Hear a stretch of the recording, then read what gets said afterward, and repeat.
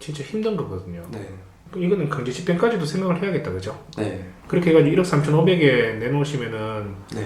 다 떼고 한 얼마 정도 이렇게 남는 거예요? 한 1,500만 원 정도. 그래도 1,500만 원 정도는 네. 예상하고 있는 거예요? 네. 이거는 개인 매매 사업자로 받았잖아요. 네. 아니, 처음부터 법인으로 받으시지 왜 개인 매매 사업자로 이걸 받은 거예요? 제가 원래는 법인으로 바로 내가지고 투자를 진행하려고 했었는데 세법 공부를 개인적으로 해보니까 제 상황에 비춰봤을 때 법인이 그렇게 유리하지는 않더라고요. 법인이라는 게 어느 정도 자산이 있고 투자의 규모가 좀 커져야 유리한데 저 같은 경우에는 이제 투자 규모가 그렇게 크지도 않을 뿐더러 오히려 법인을 하게 되면은 손실뿐만 아니라 자금 관련해가지고 좀 불편한 점이 많을 것 같아서 저는 매매 사업자 하는 게 유리하다고 생각했기 때문에 그래서 매매 사업자로 내게 되었습니다. 이거 지금 방송을 듣고 있는 분들이 제일 궁금해 할 것 같은데 네. 개인 매매 사업자하고 그리고 법인 매매 사업자하고 네. 어떤 부분이 좀 틀린 게 느껴졌어요? 우선 매매 사업자 같은 경우에는 가장 혜택을 볼 수 있는 투자자분들은 개인 소득이 낮게 잡히거나 아니면 아예 안 잡히시는 분들이 매매 사업자를 통해서 이제 투자를 하시면 되게 큰 혜택을 받으실 수 있어요. 근데 기존의 회사에서 어느 정도 연봉을 받고 계시는 분들께서 매매 사업자로 투자를 진행하시게 되면은 사람마다 상황별로 좀 다르긴 한데 그렇게 큰 혜택을 볼 수는 없는 구조더라고요. 왜냐면은 그 매매 사업자 소득이 자신의 근로소득이랑 합쳐서 나중에 종합소득세가 부과되기 때문에 이 세율 구간이 되게 높아질 수도 있거든요. 그래서 세금이 더 많이 나올 수 있는 경우가 생기기 때문에 불리한 경우가 있습니다. 그러니까 기존에 월급으로 자기가 소득이 고액용공자인데 네. 거기에서 또 다른 소득이 또 발생을 한다 그러면은 더 많은 소득이 연에 잡히는 거니까 세금 부분에서 더 크게 낼 수도 있다는 거네요. 네, 그런 분들은 매매 이런 법인을 통해서 투자하는 거를 적극 고려해 보셔야 되는데 저 같은 경우에는 소득이 그렇게 많이 안 잡히기 때문에 매매 사업자의 이런 혜택을 극대화시킬 수 있어서 매매 사업자로 선택하게 되었습니다. 본인이 소득이 이제 낮아가지고 개인 매매 사업자로 이렇게 잡았다 그랬잖아요. 저 네. 같은 경우에는 고액이란 말이에요. 네. 그래서 저는 개인으로 부동산을 이렇게 취득하는 것보다는 법인으로 이렇게 취득을 하는 게 맞거든요. 네. 저 같은 경우에는. 네. 이 법인의 그러면 장단점은 뭔지 설명 좀 해줄 수 있어요? 법인의 장점은 우선 개인에 비해서 세율이 낮죠.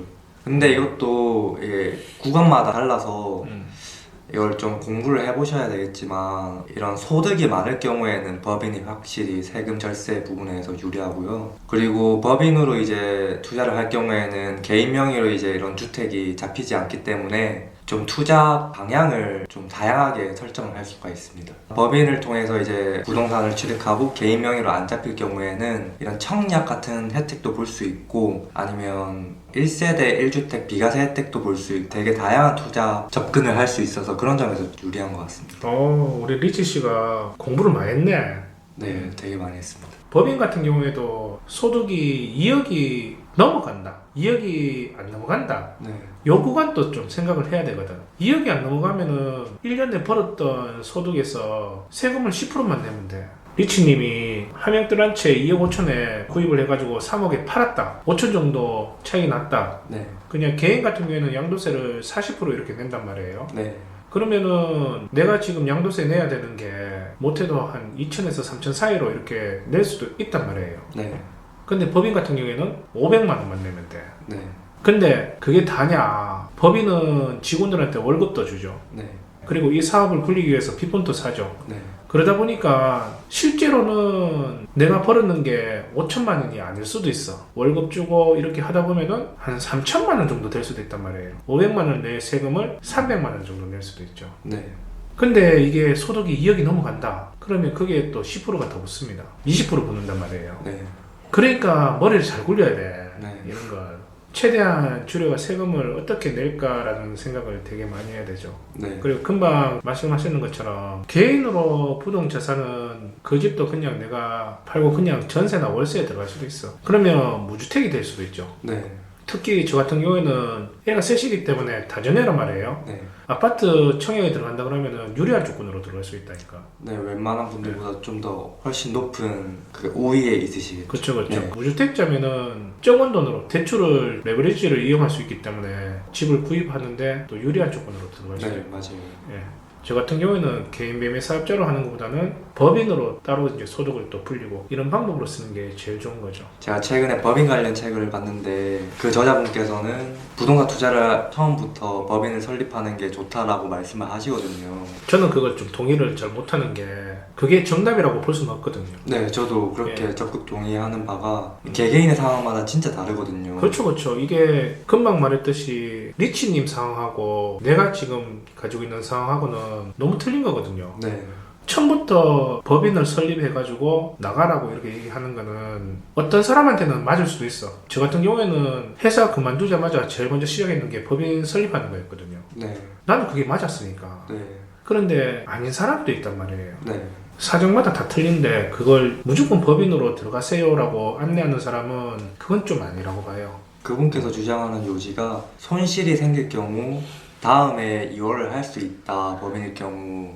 그렇게 말씀하시는데 매매 사업자도 그게 되거든요. 그 만약에 2019년도에 이렇게 아파트 투자를 했는데 한 2천만 원 정도가 손해가 되면은 그 손실분이 2020년도로 그러니까 10년 동안 이월이 돼서 만약에 2020년도에 2천만 원의 수익이 생겼을 경우에는 원래는 세금을 뭐 한 200만 원 정도를 내야 된다고 하면은 그 전년도에 손실분 2천만 원이랑 합산이 돼서 그냥 소득이 0원으로 잡혀서 세금이 안 나오게 되는 구조거든요. 법인이.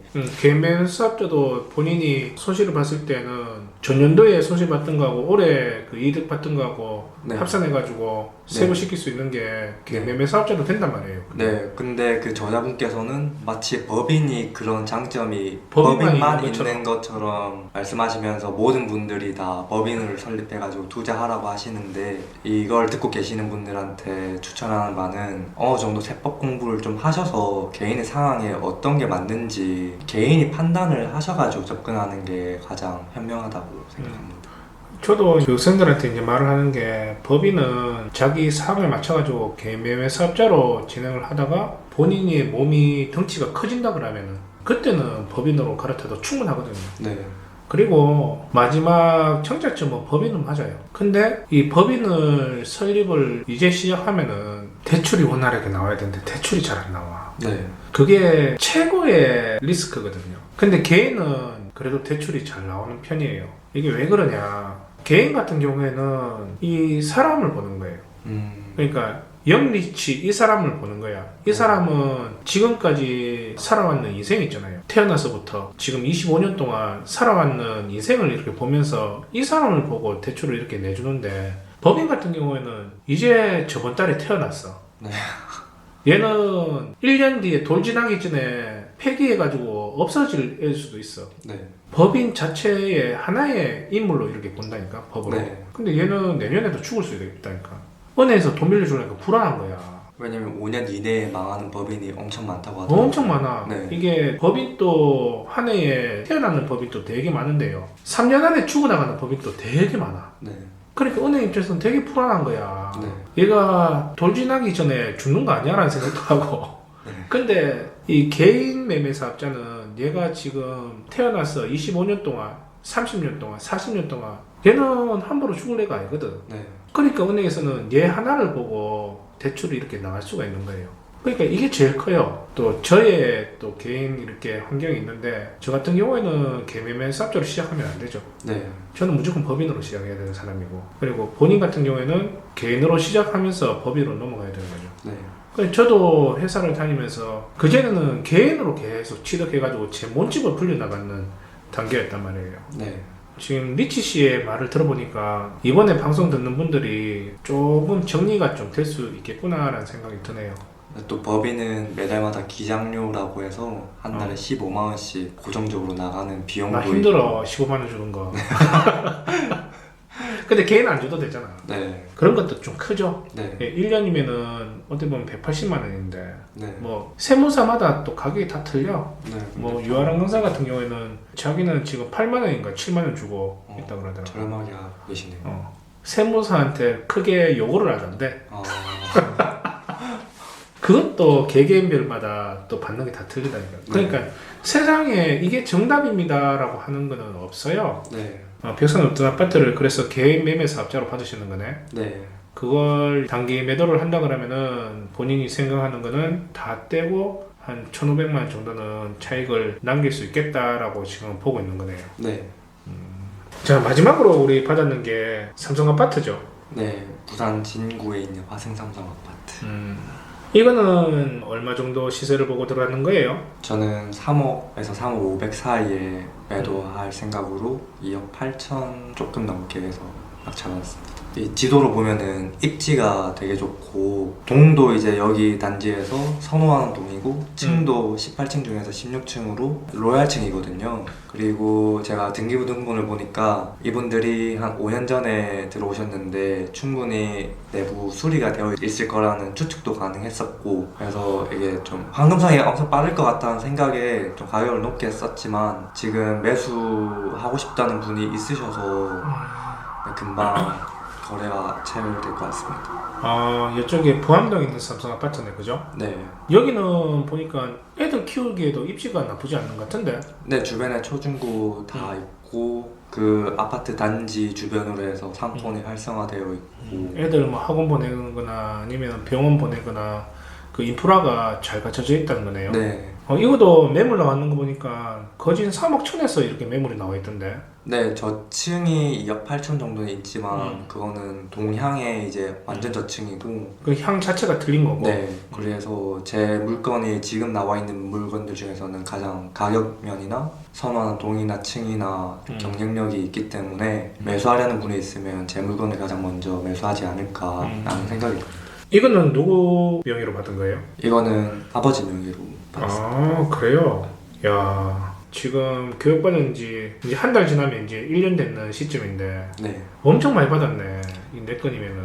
네 많이 벌렀지. 이 내 건이면은 적게 받은 게 아니거든요. 네, 올해 1월부터 해가지고 좀 집중적으로 많이 받았던 것 같아요. 입찰도 그럼 많이 들어갔는 거예요? 그 이전에 되게 많이 들어갔었죠. 창원에도 가고 부산에도 가고 괜찮은 상가가 있어서 전주까지 차 운전해서 가기도 하고 임장하러 되게 많이 입찰하고 임장도 많이 했었죠. 예전의 모습하고 지금 모습하고 이렇게 보면은 삶이 좀 많이 틀려졌는 것 같아요. 네, 2018년도 4월 달에 영리치와 비교했을 때 많이 달라졌습니다. 이런 주변 만나는 사람들도 달라졌고 경제적인 자유에 도달할 수 있는 좋은 수단 하나를 배웠다는 거에 좀 더 생각했던 것보다 빨리 원하는 목표에 도달할 수 있을 것 같다는 자신감도 생겨서 되게 좋은 것 같습니다. 주위 그 만나는 사람들이 달라졌다는 게 어떤 거죠? 원래는 제가 부동산에 관심이 없었는데 선생님 밑에서 경매 수업을 들으면서 부동산에 대한 관심이 싹 트이면서 같은 관심을 가지고 있는 분들이랑도 교류할 수 있는 기회가 생겼다는 거에 주위에 만나는 사람 자체가 바뀌었네. 네, 원래 그 나이쯤 되면은 친구들하고 술 먹고 나이트 가가지고 불타는 금요일을 한번 태워보고 놀러 다니고 그렇게 해야 되는데 나이 많은 사장님들을 만나가지고 그쪽 부분에서 이제 서로 토의하고 배우고 공부하고 그렇게 하고 있다는 거네. 스터디하면서. 네 맞습니다. 원래 꿈이 있었어요? 원래 꿈은 외교관이었습니다. 외교관. 네, 멋있다. 꿈이었었죠 한때. 한여름 밤의 꿈. 지금은 꿈은 뭐이신 거예요?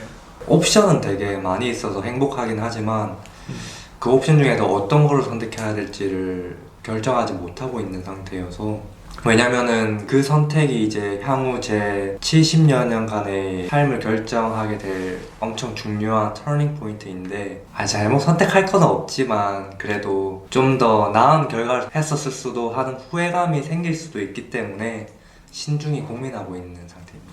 행복한 고민이네.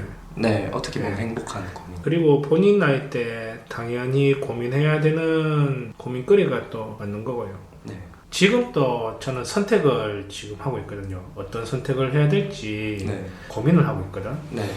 제가 리치님한테 드리고 싶은 말은 지금 선택하는 그 고민이 끝이라고 생각하시면 안 돼요. 저는 50이 되면은 그때도 또 어떤 선택을 할 시점이 올 거라고 생각을 하거든요. 지금도 꿈꾸고 있단 말이에요, 저도. 그런데 20대 때는요, 진짜 많은 선택을 할 수 있는 기회가 오는 것 같아요. 거기에 따라서 내가 20대 때 선택했던 그 선택이 그 30살에 그 방향이 이렇게 잡히는 게 사실이거든요. 또 30살이 되면은 30살 때 내가 선택하는 또 시점이 오거든요. 네. 그 시점에 따라서 내가 40살이 됐을 때에 또 다른 모습으로 바뀌어 있는 게 맞고, 네. 우리나라는 뭐 학사 따고 석사 따고 뭐 이런 거에 대해서 되게 치중을 많이 하는데, 그게 어떤 목표를 가져가지고 그 선택을 하는지에 대해서 좀 곰곰이 생각을 좀 해야 된다고 생각하거든요. 네.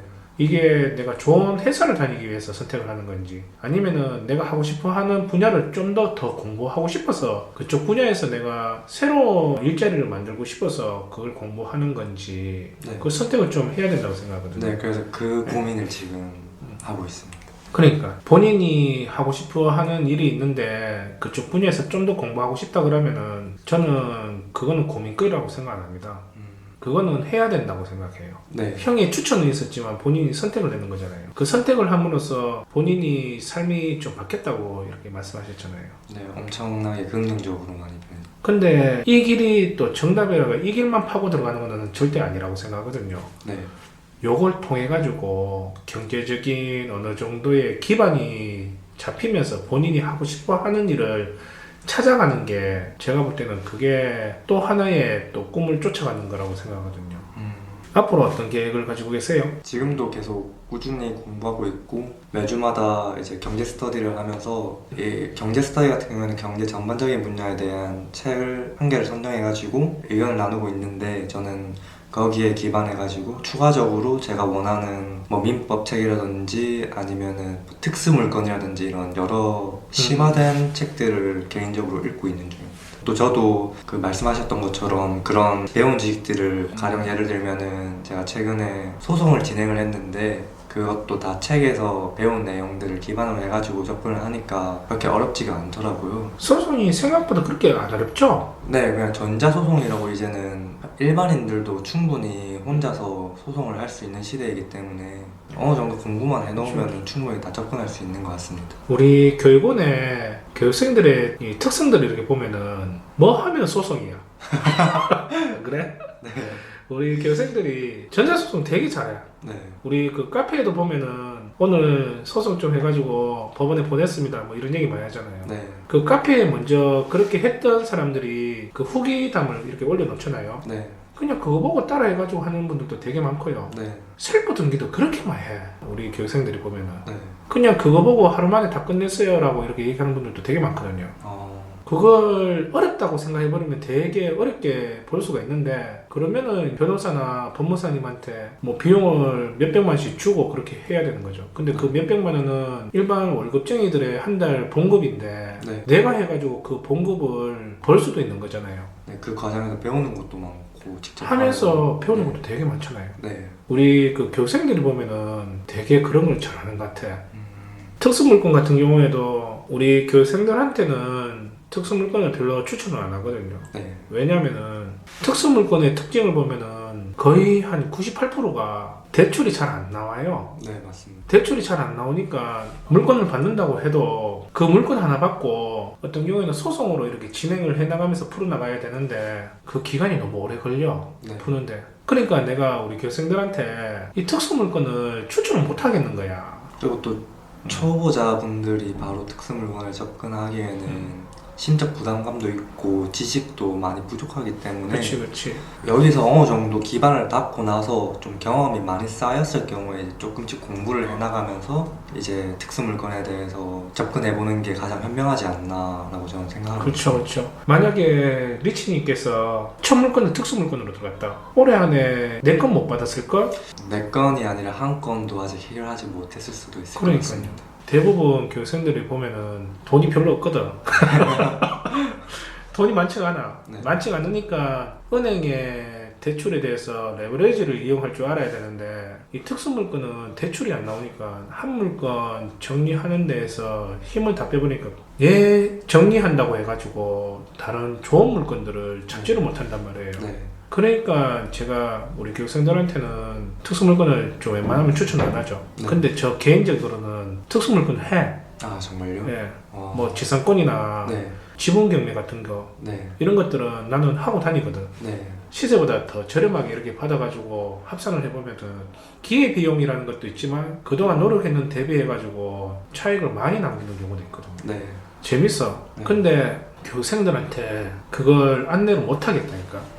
특수 물건이 아니더라도 일반 물건으로도 충분히 수익을 많이 낼 수 있기 그러니까 때문에 내가 이제 교생들한테 얘기하는 게 경매라는 거는 90%가 깨끗한 물건이고 나머지 10%가 이제 특수한 물건들인데 특수한 물건에서도 재미를 못 보는 건 아니지만 자산을 이제 불려나가는 단계에서는 특수 물건은 현명한 방법은 아니죠. 네. 어느 정도 내 자산이 이렇게 모여있는 상태면은 한 2년 묻어 놓는다고 생각하는 거야. 근데 2년 묻어 놓으면은 몇 배로 이렇게 차익이 나와가지고 내한테 보여주는 물건이니까 들어갈 수 있는 거지. 네. 자산도 막 부족하지만 전반적으로 모든 게 다 부족한 상태이기 때문에 특수 물건은 적합하지 않는 것 같습니다. 네. 그래서 이제 일반 깨끗한 물건으로 경험을 먼저 쌓고 네. 그 다음에 여유가 되면은 네. 들어가라는 게 그게 이제 동안 이제 가르쳐 보니까 맞는 것 같고. 네. 요즘 보면은 막 특수 물건에 대해서 되게 환상을 막 보여주는 사람들이 있더라고. 네. 실제 받으면은 이렇다는 거는 안 보여주면서 그냥 결과만 보여주면 사람들이 또 거기에 맹목적으로 또 들어갈 수도 있다니까. 조심해야 된다니까. 그게. 네, 맞아요. 그러면 리치님께서는 이제 앞으로 계획도 꾸준히 경매는 하시는 거예요? 네, 당연하죠. 경매는 평생 저랑 같이 붙어 다니는 친구가 아닐까. 오, 명언인데. 경매는 평생 나와 같이 가는 친구. 네. 우리 교육원이 수강료 좀 비싸죠? 그 정도 값어치는 되는 것 같아요. 그 값어치 이상을 했던 것 같습니다. 제 생각으로는.